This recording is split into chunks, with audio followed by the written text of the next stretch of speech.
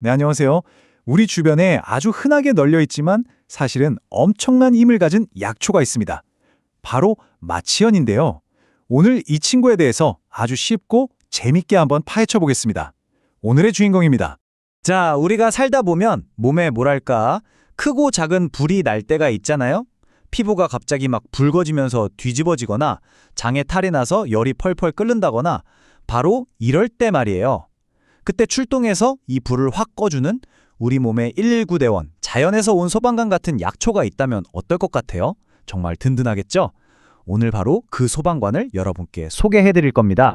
네, 그 주인공은 바로 마취현입니다.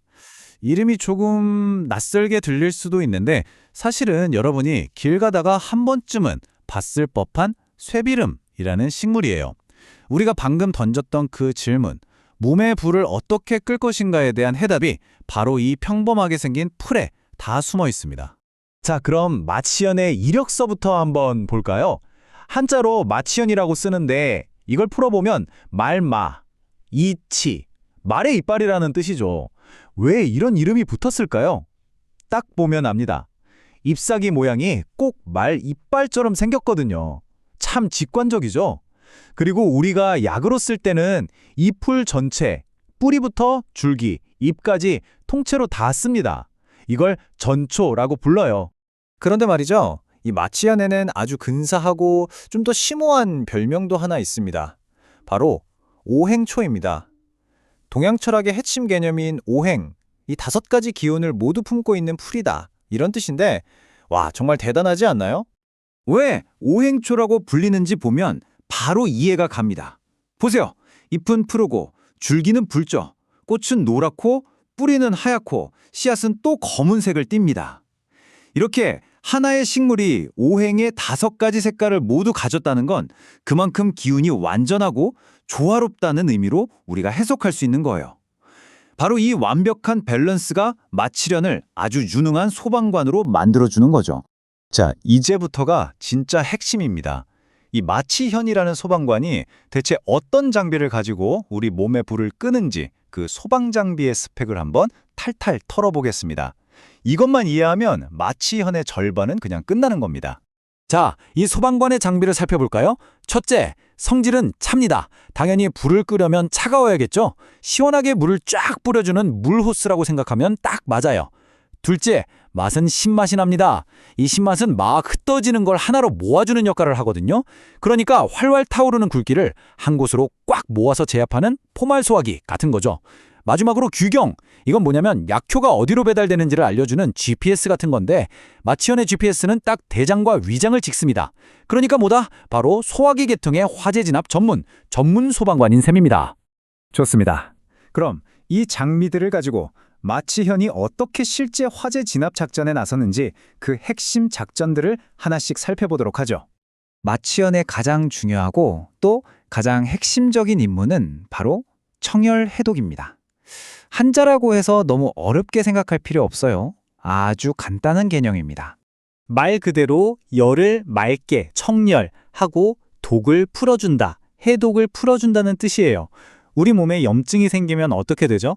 열이 나고 붓고 아프잖아요. 마취현은 바로 그 뜨거운 염증 상태, 이걸 한의학에서는 열독이라고 부르는데 이걸 시원하게 식혀주고 풀어주는 역할을 하는 겁니다.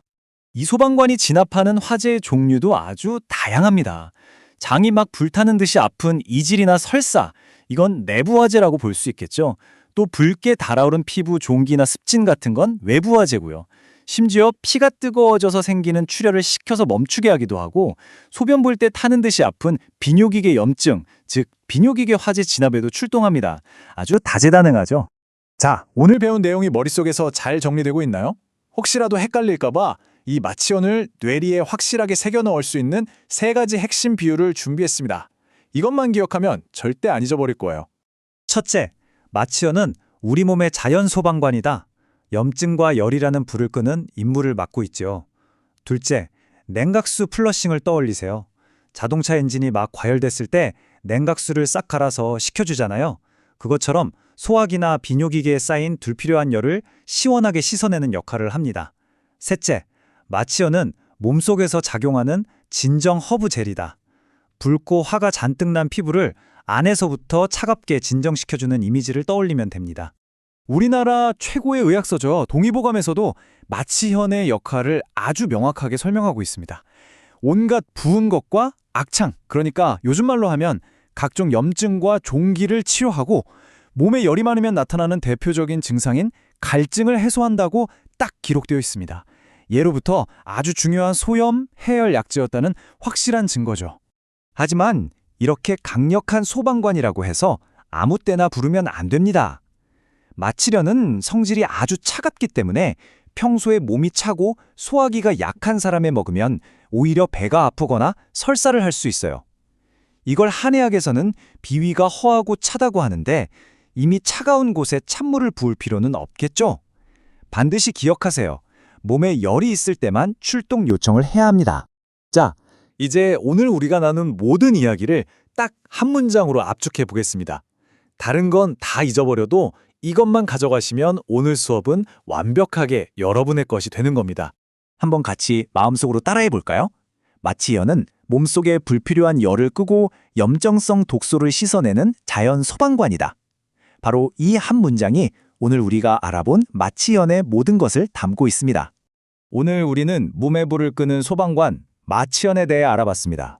그렇다면 자연계에는 마치 구급차나 경찰관처럼 다른 역할을 하는 약초들도 있지 않을까요?